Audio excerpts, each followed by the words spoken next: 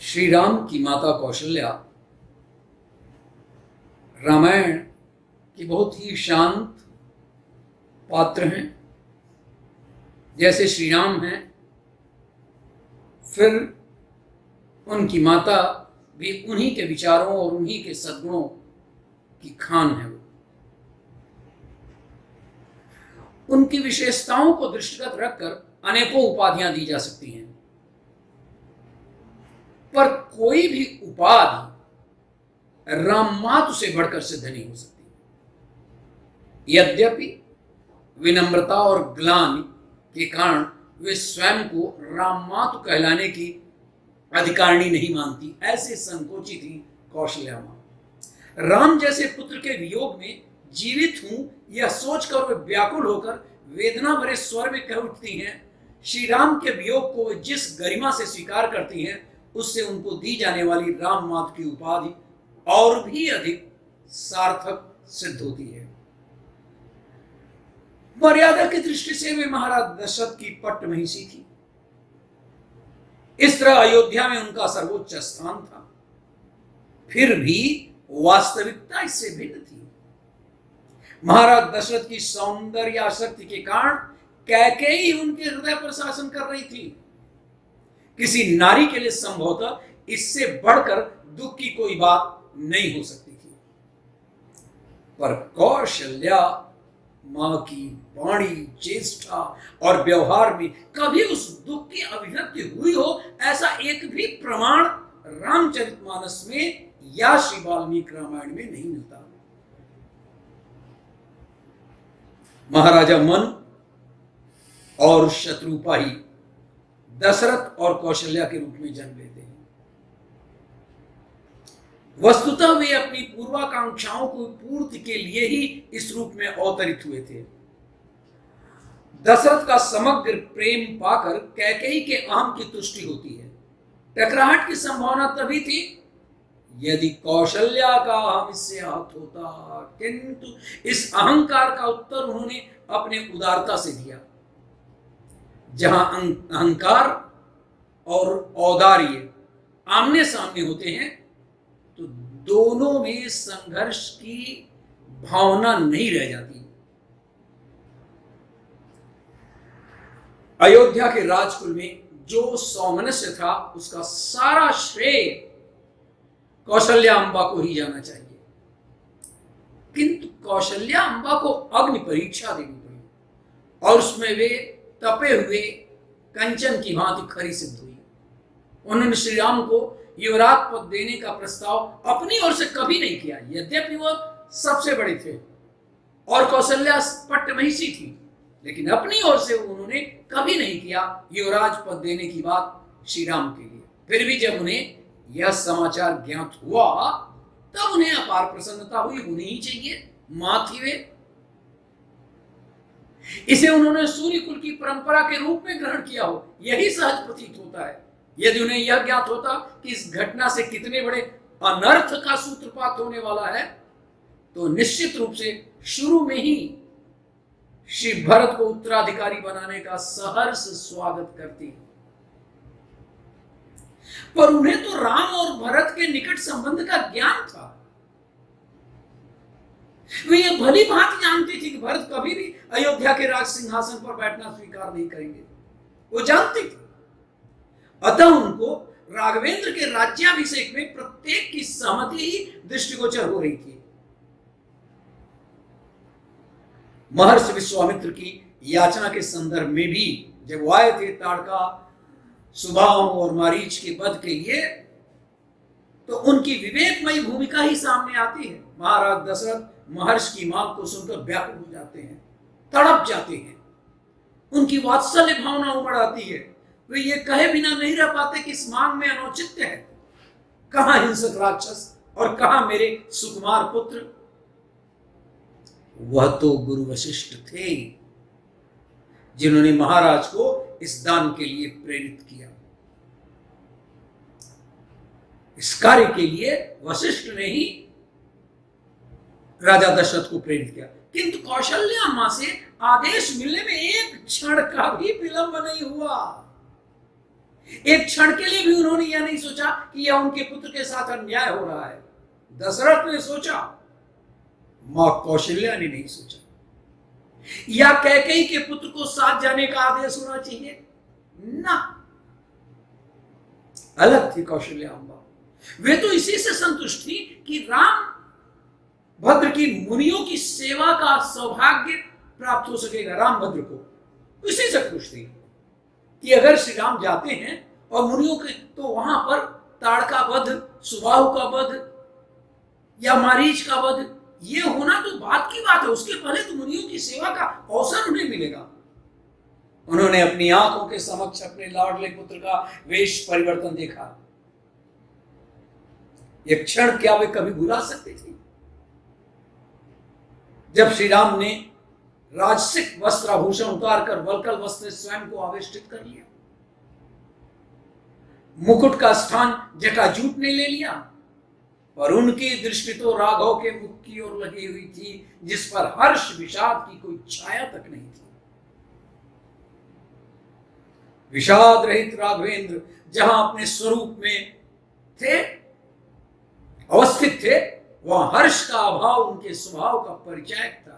कठिन से कठिन परिस्थितियों में श्री राम मुस्कुराते रहते थे। इस दृश्य को यदि समग्र धैर्य से कोई देख पाया था तो वे राम माता कौशल्या ही थी। इस वेश की मर्मांतक पीड़ा ने आगे चलकर महाराज श्री दशरथ के प्राण ले लिए, किंतु कौशल्या अम्बा ने उन्हें एक क्षण के लिए भी शिकायत की पीड़ा से व्यथित नहीं होने दिया। वनगमन के तत्काल बाद महाराज कैकेयी का महल छोड़कर कौशल्या के भवन में आ गए थे। कौशल्या के स्थान पर कोई अन्य होता तो संभवतः यही कहता कि सारे अनर्थ के बाद आप यहां क्या करने आए हैं, चले जाइए। लेकिन वो राम माता कौशल्या थी। राम माता ने समझाया, महाराज सारी प्रजा विरह अवध की 14 वर्षीय नौका पर आरूढ़ है। 14 वर्षीय नौका पर सारी प्रजा विरह के कारण चढ़ी हुई है, समझिए। और इसके कर्णधार तो एकमात्र आप हैं। यदि आपने धैर्य धारण किया तो सारा समाज इस विरह समुद्र को पार कर लेगा, किंतु यदि आप ही अधीर हुए तो, यदि आप ही घबराए तो, आप ही अपना धैर्य छोड़ दिए तो सबका डूबना सुनिश्चित है। 14 वर्ष के बाद पुनः राम, सीता और लक्ष्मण का आगमन होता है, ये मां कह रही है जी। महाराज जी दशरथ धैर्य धारण करने में असमर्थ रहे। वे स्वयं को सारे अनर्थों का हेतु मानकर प्राण का परित्याग कर देते हैं। इसके पश्चात ननिहाल से श्री भरत का आगमन होता है। ये दूसरी घटना है। राजा दशरथ की मृत्यु के पश्चात भरत का आगमन होता है और पुनः एक बार कौशल्या मां के विशाल हृदय और व्यक्तित्व का साक्षात्कार होता है। ननिहाल से लौटकर जब श्री भरत सर्वप्रथम महारानी कैकेयी के महल में प्रविष्ट होते हैं, उनका उद्देश्य था कि बहुधा श्री राम कैकेयी मां के महल में ही होते हैं। वो हमेशा कैकेयी को ही प्रिय हैं, इसलिए अपने दिन का अधिकांश समय वहीं व्यतीत करते हैं। इसके अलावा दशरथ जी भी वहीं जाते हैं। नागरिकों के संशय को और अधिक बल प्राप्त होता है, इसलिए कि देखो ये पहले से योजना थी, तभी वो कैकेयी के महल में प्रविष्ट हुए। उन्हें लगा कि संभवतः अयोध्या में जिस घटनाक्रम की सृष्टि हुई उसके मूल सूत्रधार भरत ही हैं। किसने सोचा? अयोध्या की जनता ने। किंतु इसके प्रतिकूल सब सोच रहे हैं, सब मान रहे हैं कि कैकेयी एक खलनायक है और उससे भी बड़ा खलनायक भरत है, ये लोग सोच रहे हैं। किंतु इसके विपरीत कौशल्या मां का भरत के प्रति विश्वास अक्षुण्ण था। श्री भरत के प्रति उनके वात्सल्य का स्रोत राम भद्र की तुलना में भी अधिक निकला।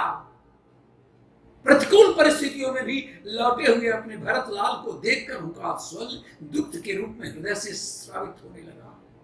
कृष्ण काया कौशल्या भरत को देखते ही उन्हें हृदय से लगाने के लिए दौड़ पड़ती है, किंतु शरीर की दुर्बलता के कारण मूर्छित होकर गिर पड़ती है। इस कृश और निर्बल शरीर में कितना सबल विश्वास विद्यमान था, इसका परिचय उनके चैतन्य होने के बाद प्राप्त होता है। श्री भरत शब्दों के माध्यम से मां को आश्वस्त करने का प्रयास करते हैं कि इस घटना में उनका कोई हाथ नहीं है मां, मेरा कोई हाथ नहीं है। सत्य तो यह है कि मां को आश्वस्त करने के लिए शपथ की कोई आवश्यकता थी ही नहीं। यह शपथ तो भरत स्वयं को संतोष देने के लिए ही उठाते हैं। भले ही महारानी कैकेयी ने उनके पुत्र को अयोध्या से दूर वन में भेजने का प्रयास किया हो, किंतु अपनी गरिमा के अनुरूप उन्होंने अयोध्या की राज्यसभा में भरत से आग्रह भरे शब्दों में राज्य स्वीकार करने के प्रस्ताव का समर्थन किया। प्रस्ताव के समर्थन में दी गई उनकी युक्ति बड़ी मार्मिक थी। गुरु के द्वारा रखा गया प्रस्ताव शुद्ध धर्म की धारणा पर आधारित था। वे उन्हें शुद्ध कर्तव्य की प्रेरणा दे रहे थे। मां के समर्थन में उन्हें भारत की भावनाओं का पूरा ध्यान है। भरी सभा में मां यह बताना चाहती है, कौशल्या मां बताना चाहती है, भरी सभा में वो भी, भरत के मन में राज्य के प्रति कोई रुचि नहीं है, किंतु समाज की स्वस्थता के हित में उनके द्वारा राज्य की स्वीकृति भी परम आवश्यक है। वे श्री भरत को पहले भी धैर्य धारण करने का उपदेश दे चुकी थी। जब सारा समाज कैकेयी के कटुतम शब्दों में भर्त्सना कर रहा था, तब भी मां के द्वारा उनके विरुद्ध एक शब्द भी नहीं कहा गया, और आज भी वे अपनी महिमा में स्थित रहकर भरत को सिंहासन पर आसीन होने का आदेश देती हैं।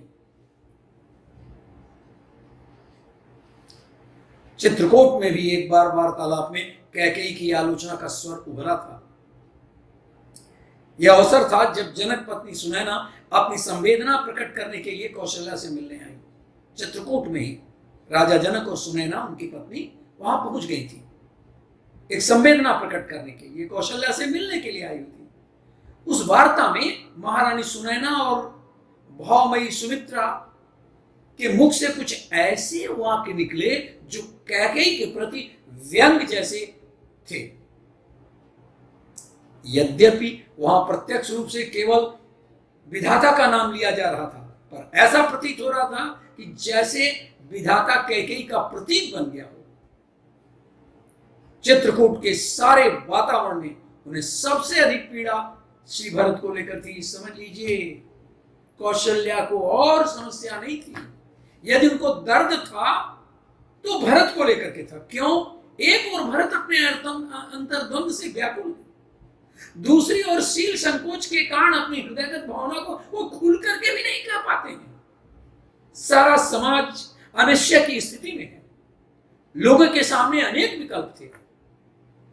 कौशल्या मां के हृदय में भी एक विकल्प है, जिसे वे महारानी सुनैना के माध्यम से राजा जनक तक पहुंचाती है। चित्रकूट में जिन विकल्पों पर चर्चा हुई, उसके मुख्य केंद्र श्री राम थे। उद्देश्य यही था कि ही विधि अवध चल ही रघुराऊ, किस विधि से अवध श्री राम चलेंगे, इसका प्रश्न ही सबके सामने था। मात्र यही प्रश्न था, मात्र यही उद्देश्य था, लक्ष्य ही यही था सबका।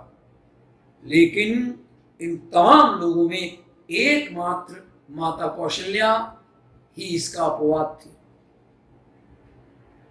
उन्हें दृढ़ विश्वास था कि श्री राम अयोध्या नहीं लौट सकते, यह पक्का था, वो जानती थी। अतः उनके चिंतन का आधार श्री राम का लौटना नहीं है, यह उनके विचार का केंद्र बिंदु नहीं है। उनकी सारी चिंता के केंद्र एकमात्र भरत है। क्या है मां? वो समझती थी कि राम तो बन जाएंगे ही, किंतु भरत का क्या होगा? क्या होगा भरत का?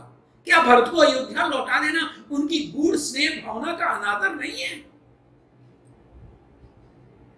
कितनी मर्मांतक पीड़ा होगी भरत को। अतः उनका विचार था कि श्री राम लक्ष्मण को अयोध्या लौटने का आदेश दे। श्री राम जाएं, लेकिन लक्ष्मण को अयोध्या लौटने का आदेश दें और उनके स्थान पर भरत को साथ लेते जाएं। राम तो जाएं, लेकिन भरत का जो भाव है श्री राम के प्रति, उसका विकल्प यही है कि भरत को साथ लेते जाएं। संक्षेप में उन्होंने संकेत सूत्र सुनैना के समक्ष रखा, जो राजा श्री जनक के पास पहुंचा। महाराज श्री जनक ने इस प्रस्ताव के पीछे निहित सद्भाव, स्नेह और वात्सल्य की भूरि प्रशंसा की, सराहना की उन्होंने कौशल्याम्बा की। यद्यप व्यवहार के पंडित होने के कारण उन्हें पूरी तरह पता था ये होगा नहीं संभव। मां कौशल्या असीम धैर्य धारण किए हुए चित्रकूट से अयोध्या लौट आई। और सुनिए, लक्ष्मण को शक्ति लगने का समाचार सुनते ही कौशल्या मां की भावना सर्वथा परिवर्तित हो गई। राम का गौरव उनकी दृष्टि में संदिग्ध हो उठा। जिस राम को वह 14 वर्ष के लिए भेजी थी और 13 वर्ष बीत चुका था, उस माता कौशल्या के दृष्टि में अपने बेटे राम के बारे में उनका भाव संदिग्ध हो उठा। राघवेंद्र के चैतन्य रहते लक्ष्मण के प्राणों पर आमनी यह ऐसा समाचार था जिस पर विश्वास करने को जी नहीं चाहता था, पर वह तो अपने कानों से सुन रही थी। लक्ष्मण के लिए औषध ले जा रहे रामदूत हनुमान पर अविश्वास भी तो नहीं किया जा सकता था,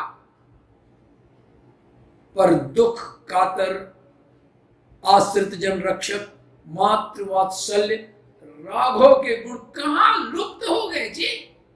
ये कौशल्या सोच रही है, कहां लुप्त हो गए?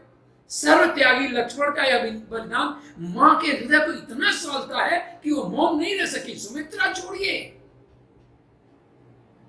सुमित्रा उनकी मां थी, लेकिन लक्ष्मण का यह बलिदान मां को इतना चुभता है कि वो चुप नहीं रह सकी और केवल 2 वाक्यों का संदेश हनुमान के माध्यम से उन्होंने राघव के पास भेजा। क्या भेजा? 13 वर्षों की सुदीर्घ अवधि के पश्चात अपने लाडले का समाचार प्राप्त होने पर वात्सल्यमयी मां की क्या स्थिति होगी, उसे शब्दों की सीमा में बात पाना संभव नहीं है। मां का यह कथन और भी मार्मिक था। तुम्हारा नाम हे राम? कौन कह रहा है? कौशल्या। संदेश किसको भेज रहे हैं? हनुमान के माध्यम से श्री राम को। तो कह रही हैं, हे राम, तुम्हारा नाम लक्ष्मण के साथ ही अच्छा लगता है। इसका तात्पर्य यह था कि जब तुम लक्ष्मण रहित लौटे तो न केवल वर्तमान में अपितु भविष्य के लिए भी तुम्हारा नाम कलंकित हो जाएगा। उन्होंने संबोधन में किसी नाम का उच्चारण न करना यही प्रकट करता है, जब तक तुम लक्ष्मण रहित हो तब तक तुम्हारा नाम मुझे स्वीकार्य नहीं है। यह होता है आदर्शमयी मां कौशल्या माता के। उनके श्रद्धालु हृदय ने यह सोचकर संतुष्टि पाली कि यह गुरुदेव की कृपा का ही परिणाम है। गोस्वामी जी ने कौशल्या अम्बा की तुलना प्राची दिश से की, जहां राघवेंद्र रूपी पूर्ण चंद्र का उदय हुआ, जिसके उदय से संतप्त लोगों की शीतलता और विश्राम की उपलब्धि हुई। ऐसी थी हमारी राम मात कौशल्या।